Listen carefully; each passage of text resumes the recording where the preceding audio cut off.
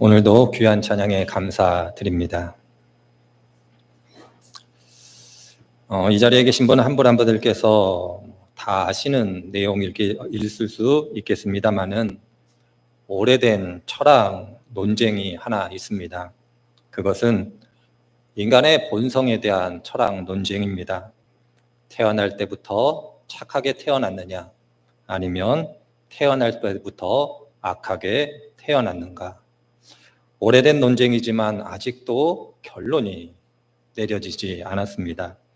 어떤 사람은 착하게 태어났다 이렇게 이야기를 하고, 어떤 사람은 아니다, 악하게 태어났다 이렇게 이야기하고, 각자 주장에 따른 논증, 그리고 그 논증이 어느 정도 타당성을 갖고 있기 때문에 아직도 결론이 나지 않은 그러한 논쟁이다 이렇게 말씀을 드릴 수가 있을 겁니다. 그렇다면 철학에서는 그렇게 이야기하자면, 하지만 성경에서는 뭐라고 이야기하고 있는지 아는 것이 중요합니다. 성경은 인간의 본성에 대해서 이야기할 때 본래 선하게 창조되었지만 타락함으로 악하게 되었고, 아담의 타락 이후 모든 사람은 악하게 태어난다라고 그렇게 이야기하고 있습니다. 하나님을 믿는 믿음 안에서 그 본성이 어느 정도 회복되지만 그럼에도 불구하고 완벽하진 않다. 이것이 성경의 가르침입니다. 이러한 가르침을 전제로 오늘 함께 읽은 말씀을 읽어가다 보면 옛사람과 새사람이라고 불리우는 두 사람을 만나게 됩니다. 함께 읽은 말씀 중에 전반부는 옛사람이라고 불리우는 그 사람의 특징을 이야기하고 있고, 세 가지로 우리들에게 이야기하고 있습니다. 옛사람은 세 가지 특징이 있는데, 첫 번째로 영적으로 무지하다 이렇게 이야기합니다. 로마서 1장을 읽어보면 사도 바울이 정말 탄식하는 마음으로 이렇게 이야기합니다. 하나님께서 모든 사람들 가운데 하나님을 알만한 것을 심어 놓았는데, 불행히도 사람들이 하나님을 알만한 것을 가지고 있음에도 불구하고 애써 하나님을 외면하고 있다 이렇게 사도 바울이 로마서 1장을 통해서 탄식하고 있습니다. 과학과 이성을 뛰어넘는 어떤 일을 경험하게 될 때에 이것은 하나님으로밖에 설명될 수 없음에도 불구하고 많은 경우 세상 사람들은 그것을 우연으로 치부하고 그저 설명할 수 없다 이렇게 치부함으로써 하나님을 무시한다라는 겁니다. 이것이 바로 첫 번째 옛사람의 특징입니다. 두 번째로는 하나님의 생명으로부터 떠나 있다, 영적으로 죽어 있다 이렇게 이야기를 합니다. 생명이 되신 하나님으로부터 관계가 끊어졌기 때문에 옛사람, 그 사람에게는 생명이 없고 그가 영원히 살 수 없다 그렇게 이야기를 하고 있습니다. 그럼에도 불구하고 사도 바울이 이야기하는 바 영적 죽음이라는 것은 단순히 생명의 근원 되신 하나님으로부터 멀어졌다라는 것을 의미할 뿐만 아니라 더 나아가 하나님을 적대시하고 제거해야만 하는 대상으로 여기게 되었다 이렇게 이야기하고 있습니다. 우리들이 살아가고 있는 이 시대를 살펴보면 이상하리만큼 다른 종교에는 관대하지만 기독교 신앙에는 적대적인 사람들을 만나게 됩니다. 저희들이 부족하지 않다는 것도 아니고 다른 사람들에게 비난받을 일을 하지 않았다라는 것을 말하는 것도 아닙니다만은, 그럼에도 불구하고 다른 종교와 비교하여 기독교 신앙, 하나님을 제거해야만 되는 대상으로 여기는 많은 사람들이 있는 것을 보게 됩니다. 동일하게만 대해줘도 고마울 터인데 그렇지 않은 사람들을 보게 될 때 오늘 성경이 이야기하는 바 영적으로 죽은 사람들의 삶의 모습이 어떠한가를 저희들이 확인하게 됩니다. 하나님을 애써 외면할 뿐만 아니라 그것을 뛰어넘어 이제는 함께 공존할 수 없는 대상으로 여기기까지 하는 것, 그것이 바로 영적 죽음이다 이렇게 이야기할 수 있습니다. 그러면서 세 번째로 이렇게 이야기합니다. 도덕적으로 타락하게 되었다라고. 그의 마음이 둔해졌다라는 표현, 곧 우리의 양심이 화인 맞아 그 어떤 것으로서도 그 양심의 기능이 제 기능을 하지 못한다라고 성경이 이야기합니다. 성경이 말하는 바 양심이라는 것은 하나님과 내가 만나는 장소입니다. 그곳에서 하나님의 넘치는 사랑, 기쁨, 그의 말씀을 듣는 곳이 양심인데 그 양심이 화인 맞아 굳어져서 더 이상 그 기능을 상실하게 되었다, 그렇게 이야기합니다. 참된 행복이 무엇이고 참된 기쁨이 무엇인지 모르기 때문에 사람들은 그 기쁨과 그 행복을 육체의 쾌락을 쫓아 추구하게 되었다, 이렇게 이야기합니다. 여러분들도 경험이 있으실 터인데 사람이 내적으로 빈곤하면 외적 쾌락을 추구하게 돼 있습니다. 내적으로 부유한 사람은 외적 쾌락에 그다지 몰두하지 않습니다. 내적으로 빈곤하기 때문에.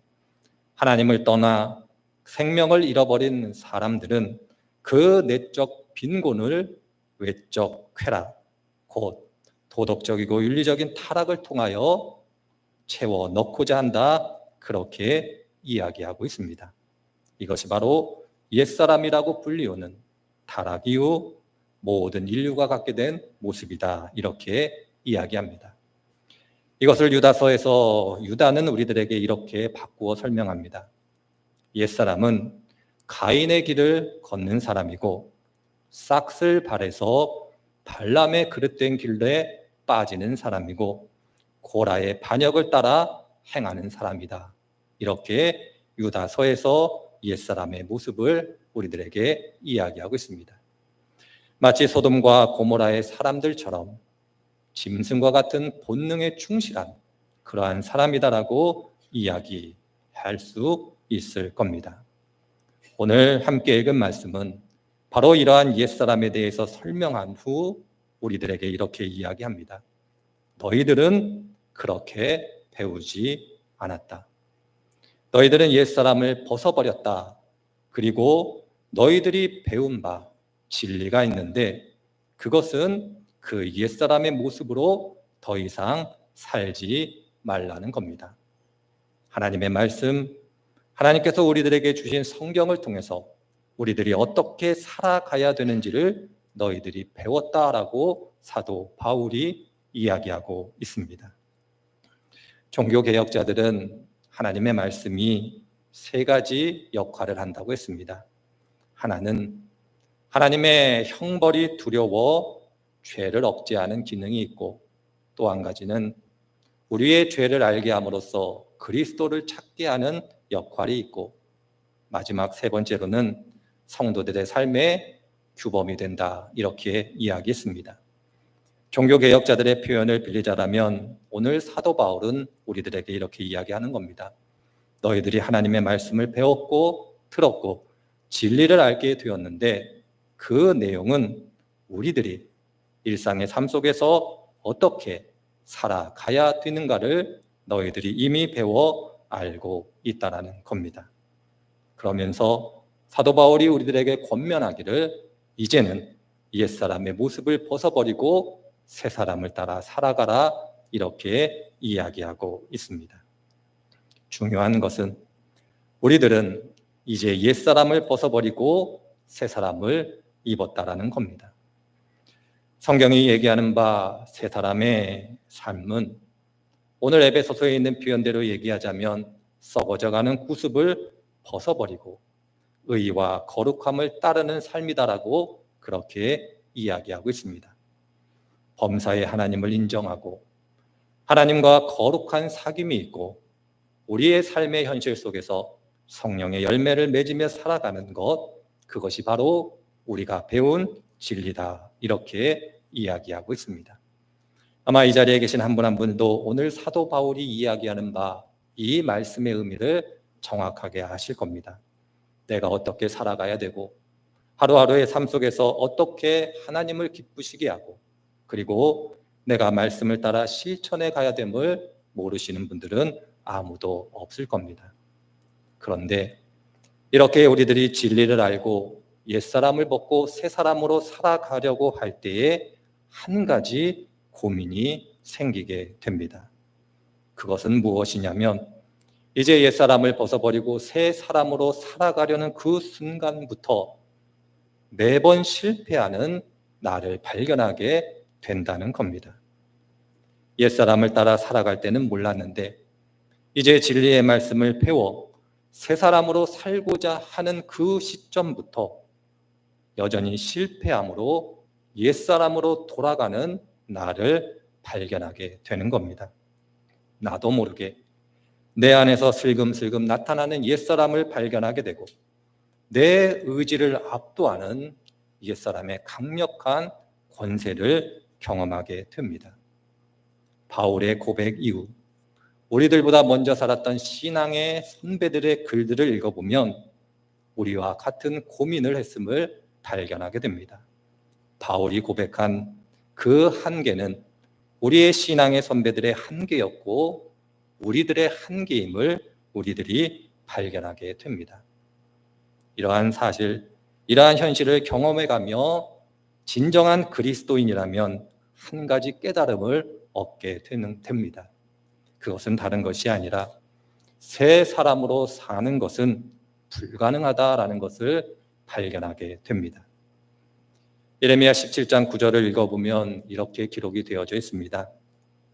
만물보다 더 거짓되고 아주 썩은 것은 사람의 마음이니 누가 그 속을 알 수 있습니까? 맞습니다. 우리들이 새 사람으로 살아가려고 하면 결정적으로 부딪히는 한계가 있는데 바로 그것은 내 마음을 내가 어찌할 수 없다는 겁니다. 하나님을 모르는 것도 아니고 하나님의 은혜의 은총을 구하지 않는 것도 아님에도 불구하고 예레미야서에 있는 말씀처럼 모든 것보다 부패한 나의 마음을 발견하게 되고 그 마음으로부터 비롯되어지는 새 사람 됨의 실패를 경험하게 됩니다. 이러한 현실, 이러한 삶의 여정, 신앙의 여정을 걸어가는 우리들에게 오늘 23절의 말씀이 소망이 됩니다. 오늘 23절에 있는 말씀은 이렇게 기록이 되어져 있습니다. 너희의 심령이 새롭게 되어. 이렇게 번역은 되어져 있습니다만은 더 본문에 가까이, 원문에 가까이 번역하면 너희의 심령이 새롭게 되었다. 이렇게 번역하고 이해하는 것이 중요합니다. 이 말씀은 디도서에 있는 말씀과 에스겔서에 있는 말씀을 통해서 더 자세하게 이해해 볼 수 있습니다. 사도 바울은 디도서 3장 5절에서 이렇게 이야기합니다. 하나님께서 우리를 구원하셨다.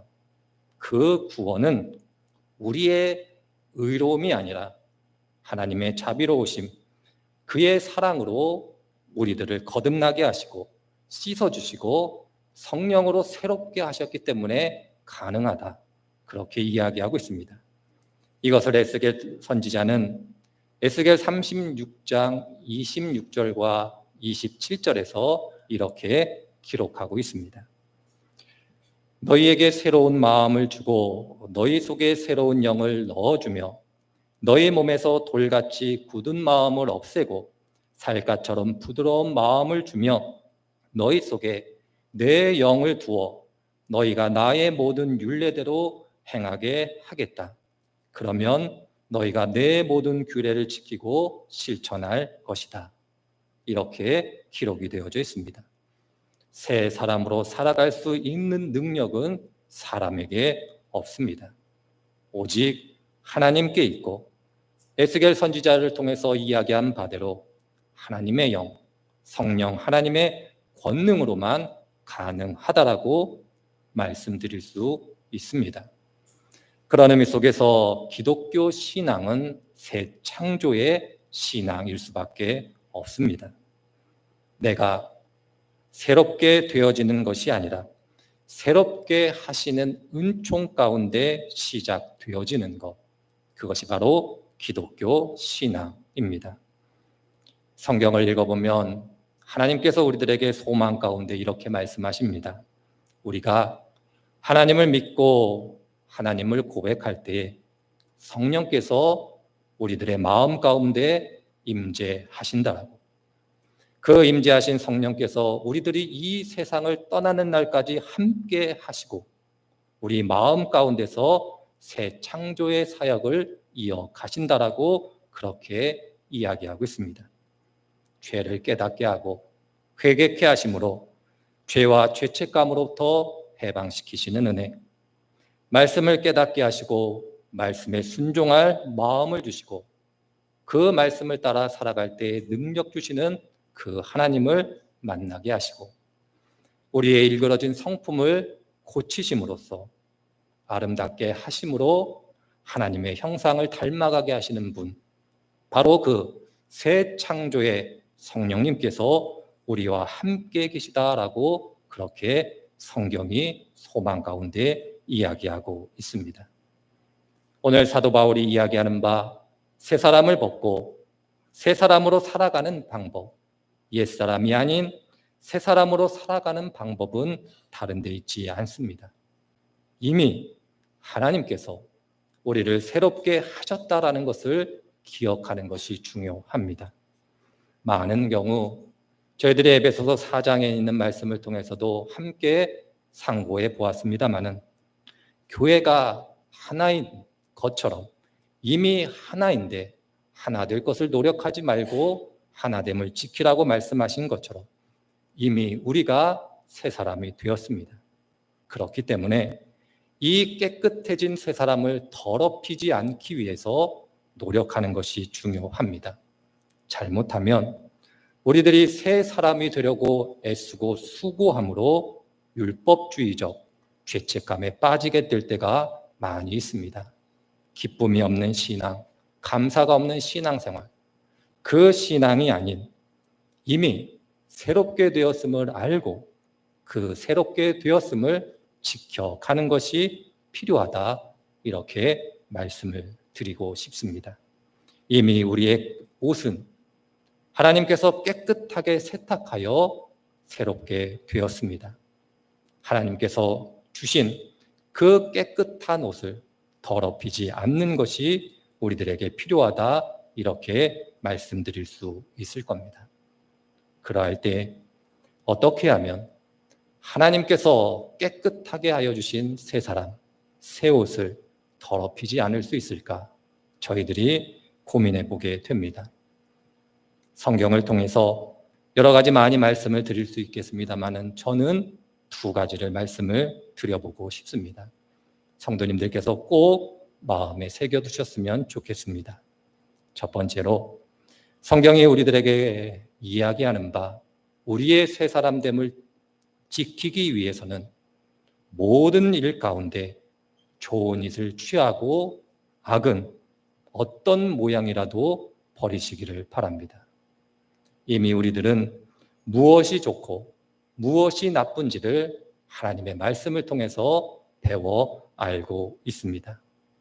좋은 것은 취하고 악한 것은 모양이라도 버리는 것, 그것이 우리들에게 필요합니다.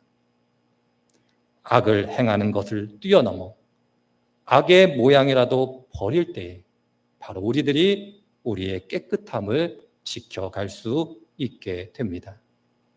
좋은 것을 취하고 악의 모양을 버리기 위해서는 두 번째로 하나님께서 내주하시는 성령님을 통하여 우리들에게 말씀하시는 세미한 음성에 귀 기울일 수 있어야 합니다. 잘 아시는 말씀입니다. 엘리야가 그의 고난 가운데 하나님께 죽여달라고 그렇게 요청합니다. 그때 하나님께서 엘리야에게 다가오셔서 세밀한 음성으로 말씀하시고 그를 살리시는 장면 여러분들이 잘 아실 겁니다. 이 자리에 계신 한 분 한 분들께서 예수님을 주로 고백하고 믿음 안에 계시다라면 분명한 사실은 여러분들의 마음 가운데 성령 하나님께서 계십니다. 그리고 그 계신 성령 하나님께서는 끝없이 여러분들에게 우리들이 귀 기울일 때만 들을 수 있는 세미한 음성으로 말씀하고 계십니다. 아무개야, 나는 내가 이렇게 했으면 좋겠다. 이것은 하지 않았으면 좋겠다. 이것을 위해서 기도했으면 좋겠다. 이것을 위해서 헌신했으면 좋겠다. 그렇게 세밀하게 말씀하시는 음성이 있습니다. 없는 사람은 아무도 없습니다.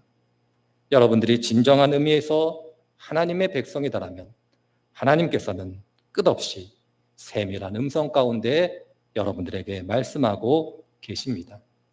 중요한 것은 그 말씀이 너무나 세밀하기 때문에 우리들이 듣지 못하는 것뿐입니다.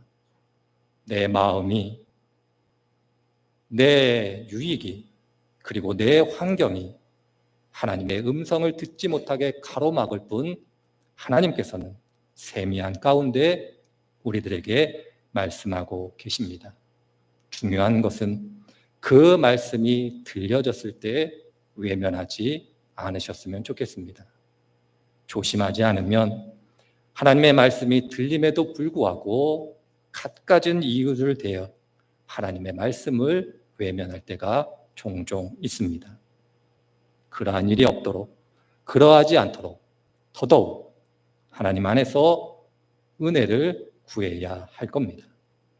우리들이 새 사람이 되었고 옛사람을 벗어버리기 위하여 이미 깨끗해진 새 사람을 따라 살아가기 위해서는 이 두 가지가 필요합니다.